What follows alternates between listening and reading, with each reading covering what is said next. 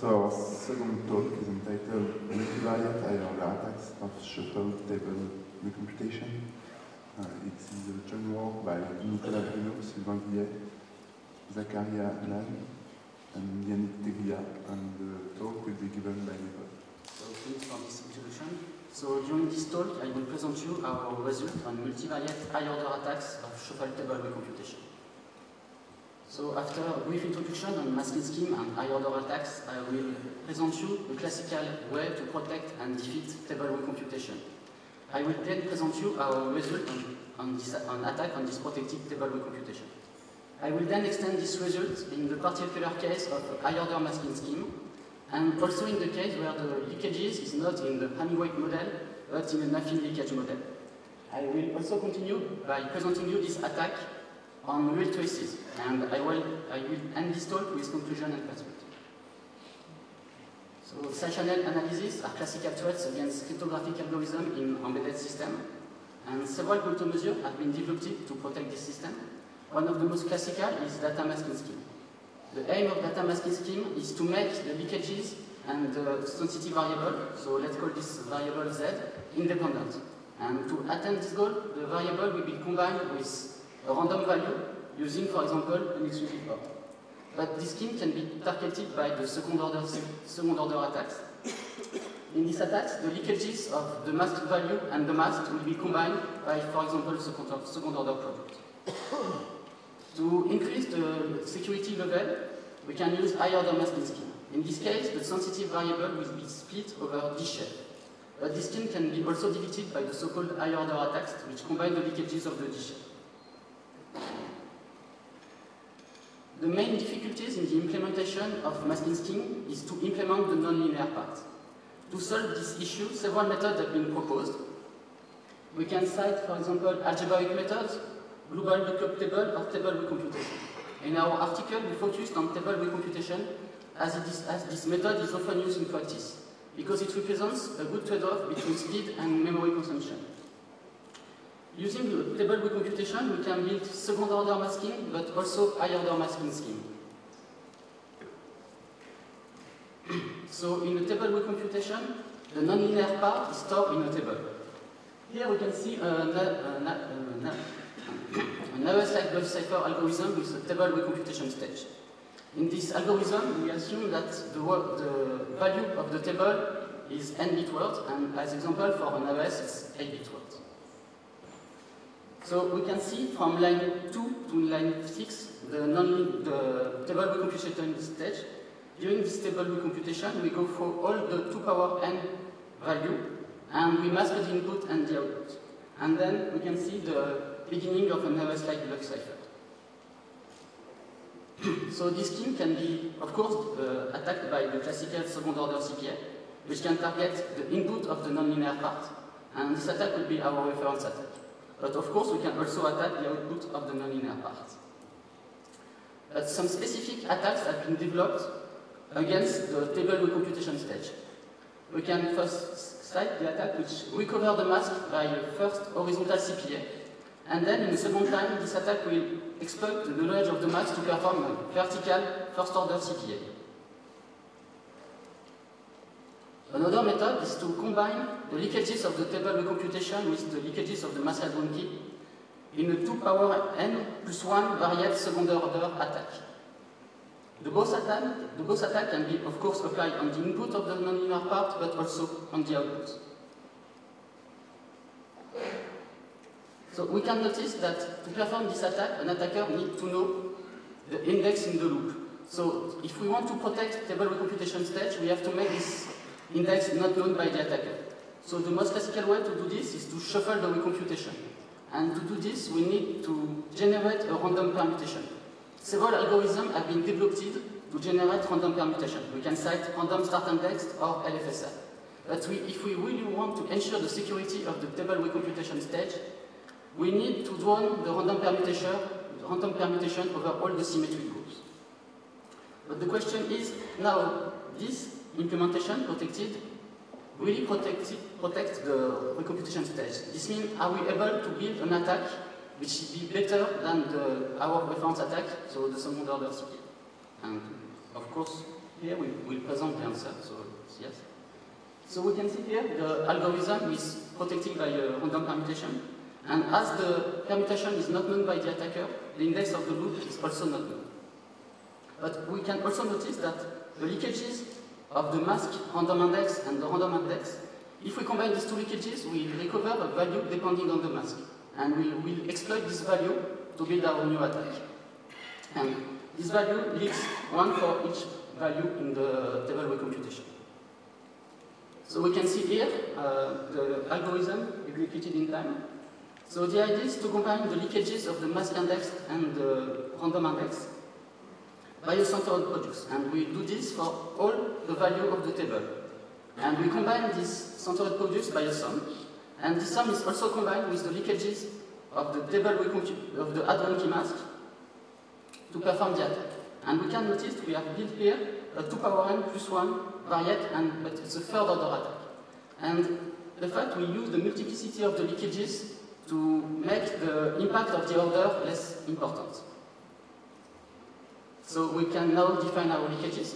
So here we assume that all the leakages are in Hamming weights. And we call by second order leakages the sum over all the center products of the table recomputation. And we can see here the combination function we use. Of course, it just goes from the figure to the mathematical definition. Now this combination function entirely defines our new attack. Indeed, now the multivariate attack is only higher order CPI with a particular combination function. When we call this attack multivariate attack and noticed this by MVA. So now the main theorem is that the signal-to-noise ratio of the second order leakage, so the sum over all the centered products, is greater than the signal-to-noise ratio of the leakage of the mask if the variance of the noise is lower than this bound.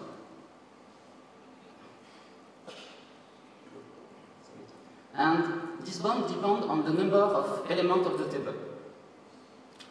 And an interesting corollary is that we can go from signal-to-noise ratio to success rate.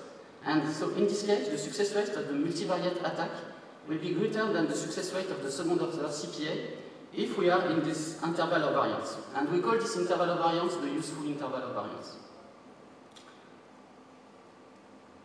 Now we can see here the inverse of the signal-to-noise ratio depending on the variance of the Gaussian noise. So we plot the inverse of the listener to be more reliable. And we can see the bound of our interval of variance in the case of n is equal to 8, so for the case of RS, for example. And we can see that in this case, our useful interval of variance goes from a variance of 60. And now we can go and check how it's the result in terms of success rate on the bound of this interval. So we can see here that the multivariate and the second order CPA perform similarly. So this means we can go from signal-to-noise ratio to success rate. Now, between this bound, we can see that the second order CPA performs not as good as our multivariate attacks. Indeed, we need around 2,500 traces to reach 0.8 success rate for our multivariate attack, and around 7,500 traces for the second order CPA. So we need 3 times less traces for the new attack. But now we can extend the result of this attack in a more higher masking scheme. So we took as example the masking scheme of Cohn presented at OCRIP 2014. So here D denotes the number of shares in the masking scheme. So we can first notice that the leakages of the random index and the mask random index are appear. And also we can also notice that we modified the algorithm to take into account the random permutation to protect against the classical attack against table recomputation. So these two leakages appear D times per value in the table recomputation. And so if we now apply our main theorem in this case, we can see that in this case the signal-to-noise ratio of the second order leakage is greater than the SNR of the leakage of the mask if and only if we have this useful interval of variance. And the size of this interval will depend on the factor D of the degree of the high order. And of course, we can extend this result in SNF to SNF from success rate. And in this case, the success rate of our multivariate attack will be greater than the success rate of the second order, the T order CPA, in the same useful interval invariance. Now we can see in this figure, still the plot the int of the SNR depending on the variance of the net. And we can see that when the order of the masking schemes increase, the size of this useful interval of variance also increase. This means that our multivariate attack will be better, more and more better compared to the second order CPA with the increase of the degree of the masking scheme. So now we can first notice that this new multivariate attack is in the case of this masking, the 2 times d-1 plus 1 order attacks, and of course it's highly multivariate. And we can first notice that for sigma equal to 9 and for a masking scheme of second order masking scheme, that the new multivariate attack allows to recover the key much faster than the third order CPA, which is our reference attack. And we can also notice that when the degree of the masking scheme is equal to 3, we can see that our multivariate attack allows to recover the key, as in the case of our reference attack is not beginning to work.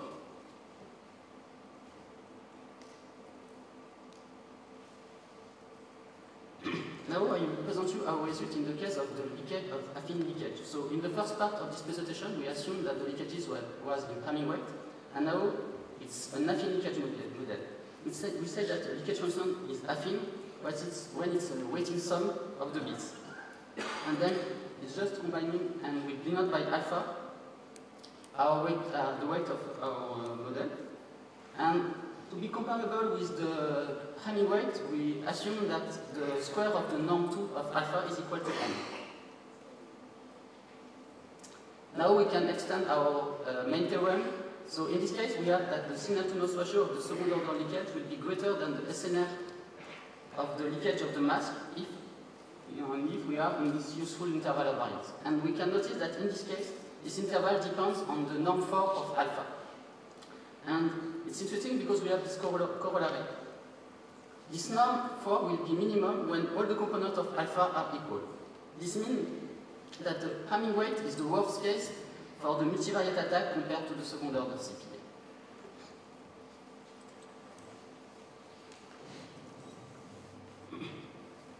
So we can see in this figure the result where the square of the component of alpha is the form 1 plus epsilon or 1 minus epsilon, where epsilon is equal to 0.9. So we can see here the result at the bound of our useful interval of variance. So this means that even in this case, comparing SNR is equivalent as comparing the success rates. So we can first notice that we need around 1000 traces when sigma square is equal to 9 to reach 0.8 success rate for the multivariate attack, and around 4000, less than 4000, for the second order CPA. And this leads to, again, for the multivariate attack, we need 4 times less traces. And as you can remember, it was 3 times less traces when we were in case of Hamming weight. So this really means that the Hamming weight is the worst case for the new multivariate attack. Okay. And when the noise of when the variance of the noise increase, we can see that the gain is even greater because we are now exactly 4 times better for the multivariate attacks. Now, if we take the best case for the multivariate attacks, it's when all the components of alpha are equal to 0, except 1. Then we can see that even for high noise, so for example, for a sigma square is equal to 64, the multivariate attacks perform well. Indeed, we need around 25,000 traces to reach 0.8 success rate for the multivariate attack, and around 200,000 traces for the classical second order CPA, which is our reference attack. This means we need 8 times less traces for the multivariate attack. Now we can extend this result. So this empirical result was done in simulation on attack on real traces. So we implement a table recomputation algorithm in a NatMega 163. So the acquisition setup is the same as the setup used for the TP contest before. And we drawn 13,000 traces to perform our analysis. And also, to perform the attacks, we recover the parameter of the model using a linear regression for all the value of the table recomputation and the block cipher. we can then in this figure first notice that the second order CPA and the multivariate attacks perform in a similar way. We can also notice that the number of traces needed to recover the key is very low in the both attacks, so this means the traces are not noisy, and this means also that we are near our lower bound of our useful interval of variance. But even in this case, we can guess that the multivariate attack should be better than the second order CPA, following our theoretical and empirical result. So let's analyze this more deeper, the implementation. So we can first notice here the signal-to-noise ratio in the table recomputation. And we can notice that this signal-to-noise ratio is very important, so it's equal to 7. So if we assume that the variance of the signal is equal to 2, which is the case in Hamming-Weight leakage, this means the variance of the Gaussian noise is around 0.1, which is very low, and we are clearly in the lower bound of our interval. And we can also notice that the signal-to-noise ratio on the mask value is higher than the signal-to-noise ratio in the table recomputation. So it's a clear disadvantage for our attack compared to the second order CPA. But even with this disadvantage, our attacks perform similarly than the second order CPA. So which means that there is generally a gain to exploit the multivariate attack. Now we can also add some extrinsic noise to test our implementation in the case where we are not as near as it was the case for the upper bound of our useful interval of variance. So we can see here that the number of traces needed also increased, but in this case the multivariate attacks perform better than the second order CPA, which is confirmed our theoretical result. If we now have a look on the signal-to-noise ratio in the table recomputation and also in the mask, so we can see, of course, that this signal-to-noise ratio is lower, and we can also see that we are near 2, so which means if we still assume that the variance of the signal is equal to 2, which is the case for Hamming-Weight, we have a variance of the noise equal to 1. So we are still in the lower bound, the lower part of our useful interval of variance. So, as a conclusion, in this talk we have presented a high order attack which is better than the minimal order attacks. And we validated this on different leakage models, also on different masking schemes, but also on real traces. In perspective, in this talk, we never discussed about the optimality of our combination. And in fact, if we search the optimal attack against table recomputation, we can see that this attack will combine, of course, the leakages of the table recomputation, but also the leakages of the block cipher. And this means that we have to combine leakages at order 3 and at order 2. So our next research will focus on how to optimally combine these leakages. And thanks for your attention. I hope you have some questions.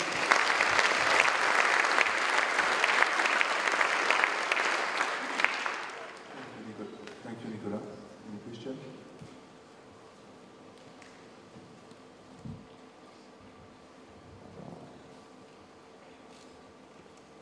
I have one question.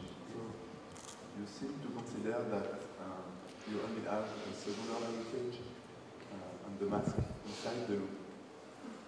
Sorry?